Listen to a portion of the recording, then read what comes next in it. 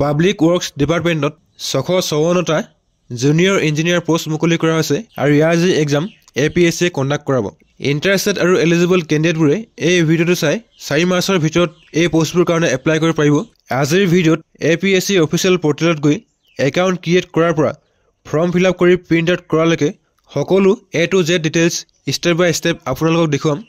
ভিডিঅ'টো শেষলৈকে চাই থাকিব আৰু যদি আপুনি আমাৰ চেনেল নতুন তেন্তে ভিডিঅ'টো লাইক কৰি চেনেলটো ছাবস্ক্ৰাইব কৰি ল'ব যাতে আহিবলগীয়া এনেধৰণৰ গুৰুত্বপূৰ্ণ আৰু তথ্যমূলক ভিডিঅ'ৰ নটিফিকেশ্যন আপোনালোকে মিছ নকৰে। এপ্লাই কৰিবৰ কাৰণে আপোনালোকে এই পেজত আহিব। ইয়াৰ যে ডাইৰেক্ট লিংক মই ডেছক্ৰিপশ্যনত দিম। প্ৰথমতে ইয়াত আপোনালোকে একাউণ্ট ক্ৰিয়েট কৰিব লাগিব। তো তাৰ কাৰণে ৰেজিষ্টাৰ বটনত ক্লিক কৰিব। তাৰপিছত আপোনালোকৰ একাউণ্ট ক্ৰিয়েটৰ ফৰ্মখন খোল খাই আহিব। প্ৰথমতে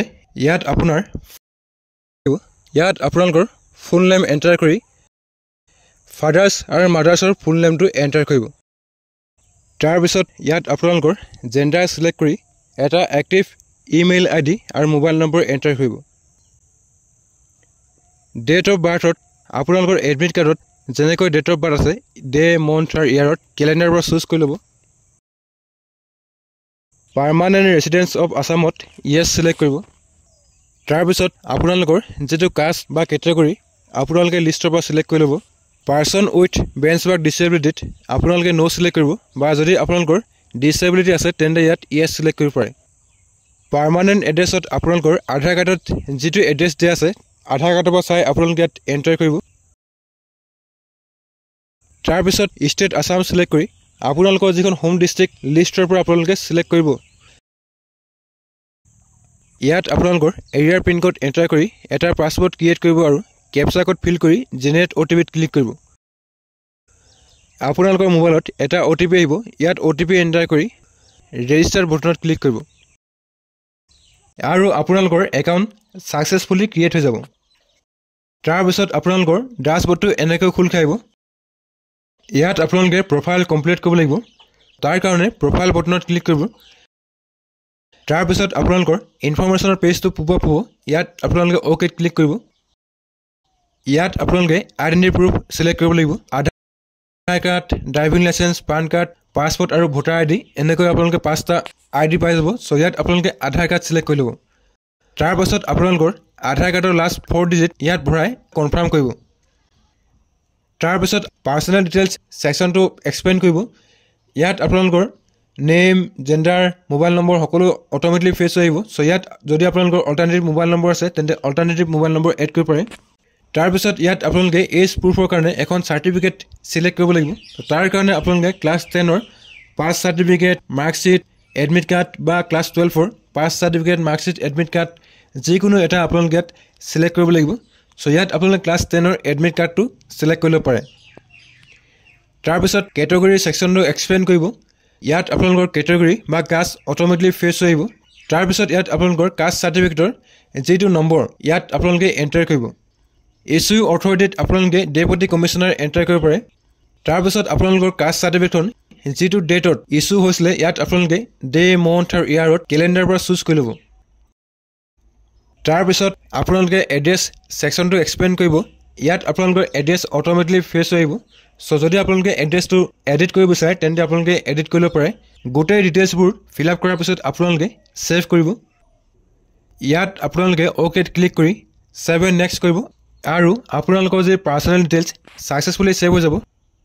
তাৰপিছত আপোনালোকৰ আদাৰ ডিটেইলছ এড কৰিব লাগিব।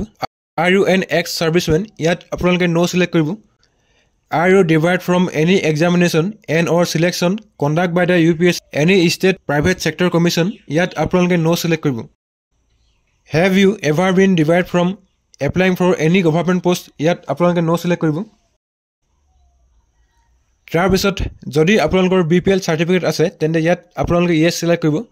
যদি আপোনালোকৰ BPL চাৰ্টিফিকেট নাই তেন্তে ন' ছিলেক্ট কৰি ছেভ কৰিব আৰু ইয়াত আপোনালোকে অ'কেত ক্লিক কৰিব। আপোনালোকৰ আদাৰ ডিটেইলছ ছাকচেছফুলি ছেভ হৈ যাব। তাৰপিছত আপোনালোকে ছেভ এণ্ড নেক্সট কৰিব। তাৰপিছত আপোনালোকৰ এডুকেশ্যন ডিটেইলছৰ ছেকশ্যনটো খোল খাই আহিব। চ' ইয়াত আপোনালোকৰ কোৱালিফিকেশ্যন এড কৰিব লাগিব। চ' ইয়াত আপোনালোকে এড নিউ কোৱালিফিকেশ্যনত ক্লিক কৰিব। কোৱালিফিকেশ্যন টাইপত প্ৰথমতে আপোনালোকে 10th ছিলেক্ট কৰিব। তাৰপিছত নেম অফ ডিগ্ৰী চাৰ্টিফিকেশ্যনত আপোনালোকে 10th ছিলেক্ট কৰিব। তাৰপিছত ইয়াত আপোনালোকৰ ছাবজেক্ট সিলেক্ট কৰি ল'ব ষ্টেটত আপোনালোকে আসাম সিলেক্ট কৰিব বোৰ্ড ইউনিভাৰ্চিটিত যদি আপোনালোকে CBSE হয় তেন্তে CBSE সিলেক্ট কৰিব যদি আপোনালোকে সেবাৰ হয় তেন্তে সেবাৰ সিলেক্ট কৰিব গ্ৰেডিং সিস্টেমত আপোনালোকে মাৰ্কস সিলেক্ট কৰিব যদি আপোনালোকে CBSE হয় তেন্তে CGPA বা গ্ৰেড সিলেক্ট কৰি ল'ব তাৰপিছত মাৰ্কস অবটেইনত আপোনালোকে ক্লাছ 10ত টোটাল মাৰ্কস যিমান স্কোৰ কৰিছিলে ইয়াতে এন্টাৰ কৰিব টোটাল মাৰ্কসত আপোনালোকে 600 এন্টাৰ কৰিব আপোনালোকৰ পাৰ্সেন্টেজ ইয়াত অটোমেটিক্যালি ফেচ হৈ আহিব কোৰ্স ডিউৰেশ্যনত আপোনালোকে 10 ইয়াৰ্স সিলেক্ট কৰি ল'ব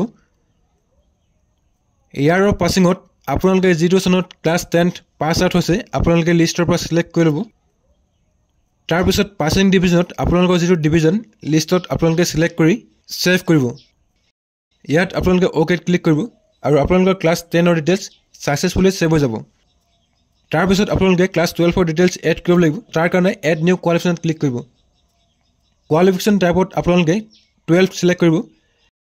নেম অফ ডিগ্ৰী সাৰ্টিফিকেশ্যনত আপোনালোকে 12 সিলেক্ট কৰি আপোনালোকৰ ইয়াত সাবজেক্টটো সিলেক্ট কৰি ল'ব সাবজেক্টত আপোনালোকে যদি আৰ্টছ ষ্ট্ৰীমৰ হয় তেন্তে আৰ্টছ সিলেক্ট কৰিব যদি আপোনালোকে কমাৰ্চ হৈছিলে তেন্তে কমাৰ্চ বা যদি আপোনালোকে সায়েন্স হৈছিলে তেন্তে আপোনালোকে ইয়াত সায়েন্স সিলেক্ট কৰিব তাৰপিছত ইয়াত আপোনালোকে ষ্টেট আসাম সিলেক্ট কৰিব বোৰ্ড ইউনিভাৰ্চিটিত আপোনালোকে AHSEC সিলেক্ট কৰিব বা যদি আপোনালোকে CBSE হয় তেন্তে CBSE সিলেক্ট কৰি ল'ব সো আপোনালোকৰ যেটো বোৰ্ড লিষ্টৰ পৰা আপোনালোকে সিলেক্ট কৰিব গ্ৰেডিং সিস্টেমত আপোনালোকে মাৰ্কস সিলেক্ট কৰি মাৰ্কস অবটেইনত যিমান মাৰ্কস আপোনালোকে স্কোৰ কৰিছিলে তো ইয়াত আপোনালোকে মাৰ্কসটো এন্টাৰ কৰিব আৰু টোটাল মাৰ্কসত আপোনালোকে 500 এন্টাৰ কৰিব আপোনালোকৰ ক্লাছ 12 ৰ যিমান পাৰ্সেন্টেজ হয় ইয়াতে অটোমেটিক্যালি ফেচ হৈ আহিব তাৰপিছত আপোনালোকে কোৰ্স ডিউৰেশ্যন সিলেক্ট কৰিব লাগিব কোৰ্স ডিউৰেশ্যনত আপোনালোকে 2 ইয়াৰ্স সিলেক্ট কৰিব ইয়াৰ অফ পাছিঙত আপোনালোকে যিটো সনত ক্লাছ 12 পাছ আউট হৈছে লিষ্টত সিলেক্ট কৰি আপোনালোকৰ পাছিং ডিভিজন সিলেক্ট কৰিব আৰু সেভত ক্লিক কৰিব সো আপোনালোকৰ ক্লাছ 10 আৰু 12 ৰ ডিটেইলছ সাকসেসফুলি এড হৈ যাব তাৰপিছত জাৰ্নাল এন্ট্ৰিজ আৰু এৱাৰ্ড এন্ট্ৰিজ নো সিলেক্ট কৰি নেক্সটত ক্লিক কৰিব আপোনালোকৰ কোৱালিফিকেশ্যন ডিটেইলছ সাকসেসফুলি সেভ হৈ যাব যদি আপোনালোকৰ ওয়াৰ্ক এক্সপেৰিয়েন্স আছে তেন্তে ইয়াত ইয়েস সিলেক্ট কৰিব বা যদি আপোনালোকৰ ওয়াৰ্ক এক্সপেৰিয়েন্স নাই নো সিলেক্ট কৰি নেক্সটত ক্লিক কৰিব ইয়াত আপোনালোকে ওকে ক্লিক কৰিব আৰু আপোনালোকৰ ডিটেইলছ সাকসেসফুলি আপডেট হৈ যাব তাৰপিছত আপোনালোকৰ ডকুমেন্টছ আপলোড সেকশনটো খোল খাই আহিব ইয়াত আপোনালোকৰ কাষ্ট সাৰ্টিফিকেট আৰু আইডেন্টি প্ৰুফ যদি আপোনালোকে আধাৰ কাৰ্ড সিলেক্ট কৰিছিলে তেন্তে ইয়াত আপোনালোকে আধাৰ কাৰ্ড ডেট অফ বাৰ্থৰ কাৰণে আপোনালোকৰ ডকুমেন্টছ যদি আপোনালোকে ক্লাছ 10 ৰ এডমিট কাৰ্ড সিলেক্ট কৰিছিলে তেন্তে ইয়াত আপোনালোকৰ এডমিট কাৰ্ড আৰু যদি আপোনালোকৰ BPL সাৰ্টিফিকেট আছে তেন্তে BPL সাৰ্টিফিকেট এই গোটেই চাৰিখন ডকুমেন্টছ ইয়াত আপোনালোকে PDF ফৰ্মেটত আপলোড কৰিব লাগিব সো আপোনালোকে গোটেই ডকুমেন্টছ কিখন PDF ফাইল বনাই ইয়াত 1 by 1 কৰি আপলোড কৰিব তাৰপিছত ইয়াত আপোনালোকৰ এখন পাছপোৰ্ট সাইজ ফটো আৰু সিগনেচাৰ আপোনালোকে আপলোড কৰিব লাগিব সেভ বটনত ক্লিক কৰিব আপোনালোকৰ প্ৰফাইল সাকসেসফুলি কমপ্লিট হৈ যাব তাৰপিছত ইয়াত আপোনালোকে এপ্লিকেশন সেকশনত ক্লিক কৰি এপ্লাই সেকশনত ক্লিক কৰিব APSC যিমান অনগোইং ৰিকুৱাৰমেন্ট আছে সকলো ইয়াত শো কৰিব সো আপোনালোকে পেজটো স্ক্ৰল কৰি জুনিয়ৰ ইঞ্জিনিয়াৰ সিভিল এপ্লাই বটনত ক্লিক কৰিব আপোনালোকৰ এপ্লিকেশন ফৰ্মখন এনেকৈ খোল খাইব পাৰ্সোনাল ডিটেইলছত আপোনালোকৰ গোটেই ডিটেইলছবোৰ অটোমেটিক্যালি ফেচ হৈ আহিব সো ইয়াত আপোনালোকে কোনো ধৰণৰ এডিট কৰিব নালাগে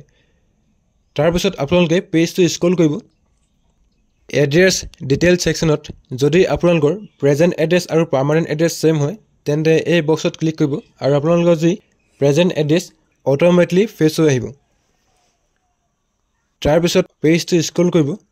আদাৰ ডিটেইলছত are you an employee of the state government of Assamত no select কৰিব আৰু পেজটো স্ক্ৰল কৰিব তাৰপিছত আপোনালোকে ডিপ্লোমা ডিটেইলছ এড কৰিব লাগিব নেম অফ দা ডিগ্ৰী সাৰ্টিফিকেটত আপোনালোকে ডিপ্লোমা ইন ইঞ্জিনিয়াৰিং সিলেক্ট কৰিব সাবজেক্টত আপোনালোকে সিভিল ইঞ্জিনিয়াৰিং সিলেক্ট কৰি এড নিউ কোৱালিফিকেশ্যন ক্লিক কৰিব এড নিউ কোৱালিফিকেশ্যনত ক্লিক কৰিব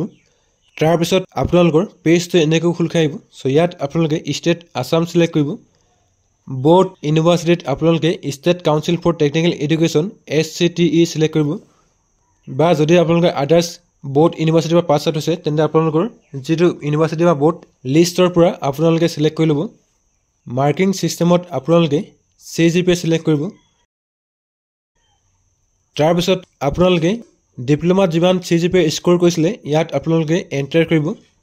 টোটেল গ্ৰেড পইণ্টত 10 এণ্টাৰ কৰিব কনভাৰ্জেশ্যন অফ CGPA ইনটু পাৰ্চেণ্টেজত আপোনালোকৰ যিমান পাৰ্চেণ্টেজ আছিলে ইয়াত এণ্টাৰ কৰি ইয়াৰ অফ পাছিংটো আপোনালোকে চিলেক্ট কৰি ল'ব লাগিব ইয়াৰ অফ পাছিং লিষ্টত আপোনালোকে চিলেক্ট কৰিব তাৰপিছত আপোনালোকৰ পাছিং ডিভিজন চিলেক্ট কৰিব তাৰপিছত ইয়াত আপোনালোকৰ ইঞ্জিনিয়াৰিঙৰ মাৰ্কশ্বিট পাছ চাৰ্টিফিকেট আৰু নৰ্মেলাইজ পাৰ্চেণ্টেজৰ ডকুমেণ্টছ আপলোড কৰিব লাগিব চ' ইয়াত আপোনালোকৰ ইঞ্জিনিয়াৰিঙৰ মাৰ্কশ্বিট আৰু পাছ চাৰ্টিফিকেট স্কেন কৰি 5 MB ভিতৰত PDF ফৰ্মেট বনাই আপলোড কৰি দিব নৰ্মেলাইজ পাৰ্চেণ্টেজ ডকুমেণ্টত আপোনালোকৰ যিখন মাৰ্কশ্বিটৰ বেক চাইডটো আপোনালোকে স্কেন কৰিব আৰু PDF ফৰ্মেট বনাই ইয়াত আপোনালোকে আপলোড কৰিব গোটেই ডকুমেণ্টছ কেইখন PDF ফৰ্মেটত আপলোড কৰি সেভ বটনত ক্লিক কৰিব আৰু আপোনালোকৰ ডাটা সাকসেসফুলি আপডেট হৈ যাব তাৰপিছত আপোনালোকৰ এক্সামৰ কাৰণে জোন সিলেক্ট কৰিব লাগিব সো ইয়াত আপোনালোকে যোৰহাট শিলচৰ নগাঁও তেজপুৰ কোকৰাঝাৰ গুৱাহাটী এনেকৈ জোন পাই যাব সো যেটো জোনত আপোনালোকৰ সুবিধা হয় আপোনালোকৰ সুবিধা অনুসৰি এক্সাম জোনটো সিলেক্ট কৰিব তাৰপিছত ইয়াত আপোনালোকৰ স্মল ফ্যামিলি নৰ্মছ আৰু এমপ্লয়মেন্ট এক্সচেঞ্জ কাৰ্ড বা আপোনালোকৰ PRC যিকোনো এখন ইয়াত আপোনালোকে 5 MB ভিতৰত আপলোড কৰিব লাগিব যদি আপোনালোকে APSC স্মল ফ্যামিলি নৰ্মছ কেনেকৈ আপোনালোকে ফিল আপ কৰিব তাৰ ভিডিও চোৱা নাই তেন্তে আপোনালোকে আমাৰ চেনেলত তাৰ ভিডিও পাই যাব তো আপোনালোকে ভিডিও চাই স্মল ফ্যামিলি নৰ্মছ ফৰ্মখন আপোনালোকে ফিল আপ কৰিব পাৰে সো ইয়াত আপোনালোকৰ স্মল ফ্যামিলি নৰ্মছ আৰু এমপ্লয়মেন্ট এক্সচেঞ্জ কাৰ্ডখন 5 MB ভিতৰত আপলোড কৰিব আৰু আন্ডাৰটেকিংত এগ্ৰি কৰি প্ৰিভিউ এপ্লিকেশনত ক্লিক কৰিব আপোনালোকৰ এপ্লিকেশনৰ এটা প্ৰিভিউ আহিব সো আপোনালোকে এপ্লিকেশনখন ভালকৈ চাই ল'ব যদি আপোনালোকৰ কৰবাত কিবা ভুল হৈছে তেন্তে আপোনালোকে কেনসেল বটনত ক্লিক কৰি এপ্লিকেশনখন এডিট কৰি ল'ব যদি আপোনালোকৰ সকলো ডিটেইলছ ঠিকই আছে তেন্তে সাবমিট বটনত ক্লিক কৰিব তাৰপিছত আপোনালোকৰ এপ্লিকেশন ফিজ পেজটো খোল খাই আহিব সো যদি আপোনালোকে BPL হয় তেন্তে 47 rupees পেমেন্ট কৰিব লাগিব বা যদি আপোনালোকে নৰ্মেল হয় 197 rupees পেমেন্ট কৰিব লাগিব সো পেমেন্ট কৰিবৰ কাৰণে পে নাওত ক্লিক কৰিব তাৰপিছত আপোনালোকৰ পেমেন্ট গেটৱে পেজটো খোল খাই আহিব পেমেন্ট মোডত আপোনালোকে পেমেন্ট গেটৱে সিলেক্ট কৰিব বেংক সিলেকশনত কানাড়া বেংক IDFC বেংক আৰু ইয়েস বেংক এনেকৈ আপোনালোকে তিনটা বেংক পাই যাব সো যদি আপোনালোকৰ ষ্টেট বেংক আছে বা ইউনিয়ন বেংক বা আদাৰ্স বেংকৰ একাউণ্ট আছে তেতিয়া আপোনালোকে কানাড়া বেংক যিকোনো এটা বেংক আপোনালোকে সিলেক্ট কৰিব পাৰে এগ্ৰি কৰিব আৰু প্ৰসিড ফৰ পেমেন্টত ক্লিক কৰিব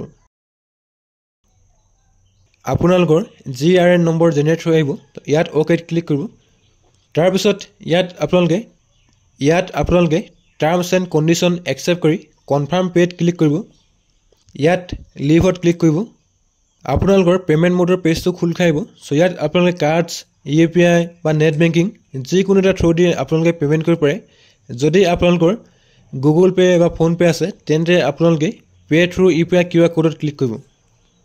ইয়াত আপোনালোকে জেনাৰেট UPI QR কোডত ক্লিক কৰিব তাৰপিছত আপোনালোকৰ QR কোডটো এনেকৈ জেনাৰেট হৈ আহিব সো আপোনালোকে এই QR কোডটো Google pay phone pay Paytm যিকোনো এটা এপছৰ থ্ৰু দি স্কেন কৰিব আৰু আপোনালোকৰ এপ্লিকেশন ফিজ কমপ্লিট কৰিব তাৰপিছত আপোনালোকৰ পেমেন্ট ৰিসিপ্ট জেনাৰেট হৈ আহিব যদি আপোনালোকে ৰিসিপ্টখন প্ৰিন্ট কৰিব বিচাৰে তেন্তে প্ৰিন্ট কৰিব পাৰে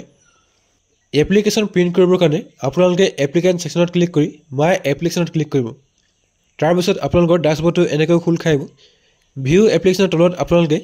এটা আই সিম্বল পাব সো আপোনালোকে আই সিম্বলত ক্লিক কৰিব আৰু আপোনালোকৰ যি এপ্লিকেশন জেনাৰেট হৈ আহিব